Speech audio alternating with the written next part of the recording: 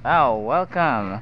Good evening, welcome sa Raging Port ko with me, Chris. At ngayon, let's go straight to the point. Let's talk about the misjudgments ano bang nangyayari na yun dito.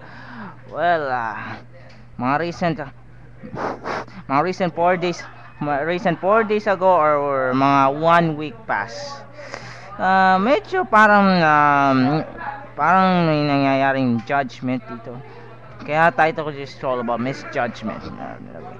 So, bakit ba misjudgment ba ang mga tao? Hindi ka hinuhusga ng tao dahil lamang dito. But anyway, tulad na nangyari mga nakarang linggo, yung owner ng in your own opinion, saka palagay niyo ba, kayo ba husga ng tao dahil lamang sa pagtambay lang sa ibang establishment, either restaurants or ano, tapos kunyari, kusa ako tutulong nila sa ibang customer na biglang dumating ang owner at sabi naman niya umalis ka sa upo niyan, iwanan mo lang bakante yung upuan. Tatanong sa akin, magre-rent ka ba or ano, kakain ka ba? Parang ika nga, para sa akin nangyari sa akin, parang na-offend ako sa mga words na deliver sa ano ito. Kayo ba, let's say, let's make about reverse psychology. What if kung kayo naman ang customer, sabihin na ganun. Ito. Anyway. May mga fans dito. But anyway, kaya nanguhusga sila ng tao dahil lamang sa itsura, kunyari, kakaiba itsura, tapos huhusgan sila, paalisin nila sa establishment. Like internet cafes, restaurants, o ano pa lang. Nanguhusga sila. Dati, example ako, tutulong ako sa mga tao dito or ano, nag-a-assist lamang. Kahit sabihin natin, hindi ako empleyado ng isang establishment or ano. Pero dahil sa misjudgment, ko minsan nasasaktan ako sa nangyari kasi mga recent weeks ago na nangyari yun eh. So,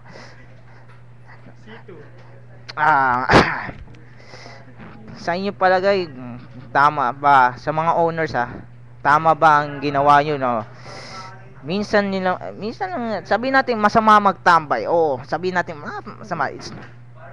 Hindi na. Kaya minsan nagtatambay, kaya ginagawa ko nga, nag-assist na lamang ako para may silbi lang ako, kahit tambay lang ako sa isang establishment or ano.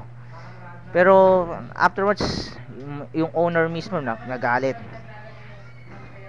Tama kaya yun? We'll find out anong mangyayari or whatever nito. Anyway, balik tayo sa the other misjudgment na nangyari. It's all about mga tambay. Speaking of tambays, minsan nakaikwentro na ako ng away dyan dahil lang naman sa pangungutya or ano. Sabihin natin, ako isang weird na tao, weird. Napaka-weirdo kong tao. Kaya minsan nangyari, sinusuntok ako, ginugulpi ako sa kanto. Dahil sa kakaiba. For what God sake? Ano ba sila? Mga matinong tao? For example, yan, si Ron. Ron, nantitrip ka ng tao na wala kang ginagawa sa'yo. Dahil lamang sa 500 piso na multahan ka ng pulis, tapos pagbibintangan, ako tumawag sa Black One. For God's sakes. Ako pa pagbibintangan yun. Sino pang Poncio Pilato nang tumawag nun na ako pagbibintangan? Tapos kukulpin nyo. Pasalamat kayo 500 pesos na minulta. Pag ako ginulpi nyo, mas malaki yun kaysa sa 500 pesos hanggang sisingilin ko sa inyo. Kaya Ron, wala ko pa rin kung humiliate mo pa ako sa kalye pa, sabihin, ipagkalat mo na sira ulo ko o kaya tatawagin ako Marimar sa kalye na yan. Kaya, huwag kayo masyadong mahusga. And don't judge the book by its cover dahil lamang sa hindi nyo alam kung sino ang tao. Kaya, nangungusga sila ng tao. At sa mga owners or ng internet cafe or wag yun kahit sabihin natin tambay ang isang tao, wag naman kayo manghusga agaran dahil lamang kasi kaya ang mangyayari kapag parang hinuhusga niya sa harap-harapan ng customer, Parang wala. Magiging wala. Parang sinabi ng malupit, masungit pala may-ari doon. Ang mangyayari dito, hindi napupunta dito ang tao sa isang establishment man or ano man. Kaya ganun. Think about that. What will be your actions you do to anybody else, even a bystander or not? Anyway, sa mga may papakilala isang model dito mula sa bench ko po. At yun po ang model po namin dito, model ng Lords. At nahiya na po, tumakbo. At okay, live na live po. At, ito, stop and crew ng Vice. Si Ate Raquel ayaw magpakita, nanonood siya ng Maging Sino Ka Man. Ito po mukha niya, computer. Oo. Jasmine! At yun po si Jasmine. Yan. Jasmine!